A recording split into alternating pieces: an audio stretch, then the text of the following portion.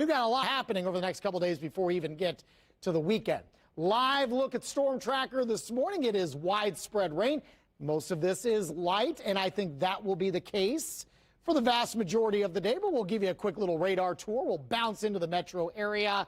Some of the darker shades of green would be more intense showers, not super high, but higher than the light green, which is just very, very light showers. Again, most of this is light. Maybe just west of Anderson, you've got a little bit of moderate rain coming through. All of this activity is moving from southwest to north and east and continuing to fill in, not super fast. I think a lot of your morning hours will likely be wet across our area. That said, it is mild for this time of year for sure.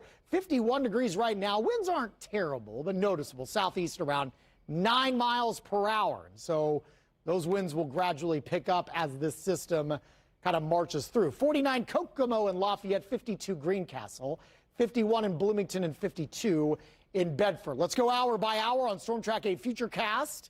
Again, I think a lot of the morning hours are going to be pretty soggy. This is a look at 9 o'clock. We may shut it down here up in, say, the northwestern parts of our state, but still some steady rain around the metro area and points down to the south and east. I do feel once we get to lunchtime and afterwards, we're done with the consistent showers, and now we're just kind of locked in with the cloud cover and a few sprinkles from time to time. But I do want to note, we won't have much, if any, sunshine. We're still going to be very close to 60 degrees later on today. Again, a few sprinkles will be possible. This is even through 8 o'clock tonight. Now, here comes the front, right? It's going to bring some scattered showers. In the wake of this front, winds are going to pick up and a rush of very cold temperatures start to settle in. We'll hit our high for the day just after midnight.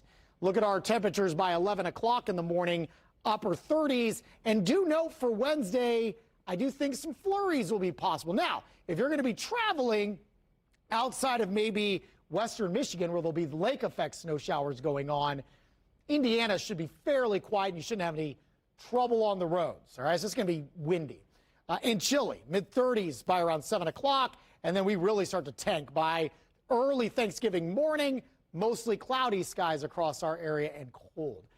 Maybe a quarter of an inch of rainfall here in the city with this system that's moving through. We'll hit 58 today. Look at those numbers tumbling into the 30s for Wednesday. Add to that some pretty gusty winds, 30 to 35 miles per hour coming our way tomorrow.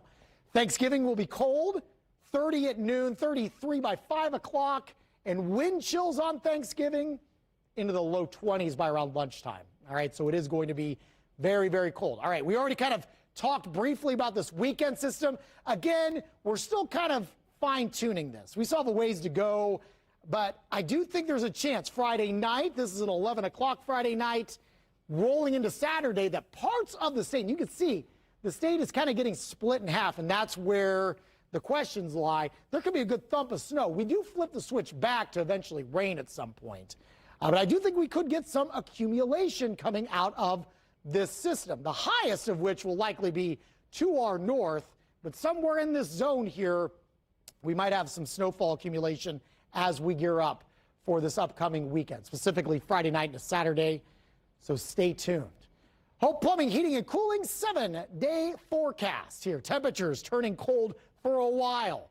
37 as we head into Saturday. We do bump the temperatures up a bit with maybe some rain and snow. Sunday, 41.